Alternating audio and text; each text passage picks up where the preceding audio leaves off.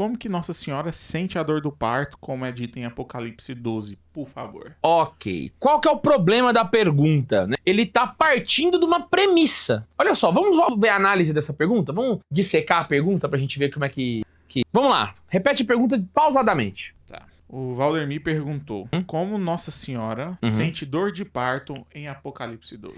Ele partiu da premissa de que Nossa Senhora está sentindo uma dor de parto de fato. Então o que ele fez? Ele fez uma leitura literal da passagem, certo? Tomou essa leitura literal como verdade, e aí, partindo dessa premissa de que ele tomou a leitura que ele fez como verdade, ele tá perguntando o como. Como que isso acontece? Não tem como eu responder o como, por quê? Porque a premissa tá errada. Apocalipse não se lê de maneira literal. Não se lê de maneira literal. Tá? Então o Apocalipse, ele não se lê de maneira literal, nem teologicamente e nem historicamente. Vou repetir, o Apocalipse não se lê de maneira literal, nem teologicamente e nem historicamente. Então quando você tem, por exemplo, ele falando do dragão de 7 cabeças, ele tá falando das colinas de Roma. Historicamente é isso que ele tá acontecendo, entendeu? Ele não tá falando especificamente de um dragão, mas teologicamente essa leitura também não é literal. Então no caso, a dor do parto que tá sendo feita ali, certo? A dor do parto que tá sendo referenciada não é uma leitura literal, não é uma dor do parto literal.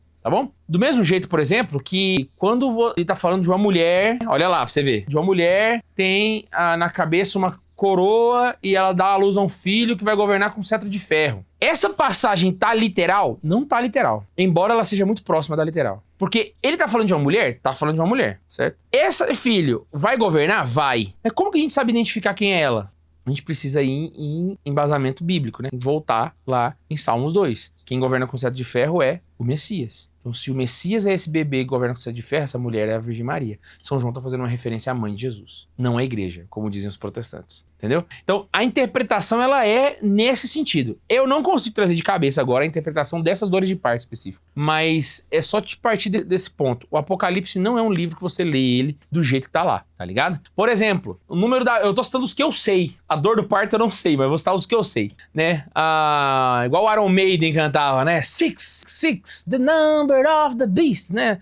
666 é o número da besta. Historicamente, nós já sabemos o que é o 666. Teologicamente também nós sabemos, tá bom? Mas só para título de curiosidade, quem é o 666 que está referido ali? Inclusive em outras traduções vai vir escrito 616 ao invés de 666. Sabia disso, Bundes? Não sabia. Tem traduções da Bíblia que vem escrito 616. E não é erro de grafia. Não é erro de grafia. Porque quando nós temos outras traduções, o 666 vem escrito por extenso. Então os caras escrevem 666 e 616. Existia antigamente a prática, né, principalmente naquela região, de se referenciar o nome de alguém com números. Então você poderia pegar o nome e o número, as letras e os números eram as mesmas, né? Então você consegue ali fazer tipo uma codificação meio pobrinha para associar o nome. Então tipo assim, você vê em alguns lugares de Roma, né, algumas pichações na parede, não com spray, mas era uma pichação porque estava escrito na parede. Falou assim: o amor do meu coração é aquela que tem por nome 318, saca? Então era coisa de jovem, sabe, de escrever. Então você vai lá e associa o nome, então você consegue traduzir aquele número para um nome. Quando você pega o 616 e traz para escrita, você tem o nome de Nero, tá? O do imperador Nero, que é aquele que é acusado de ter colocado fogo em Roma. Tá? Então o João tá fazendo uma referência ao imperador romano naquela 666. Então, 666 é o número da besta. É o número da besta, o monstro do Apocalipse, não Satanás, tá bom? Então, historicamente, 666 não é o número do capeta, tá?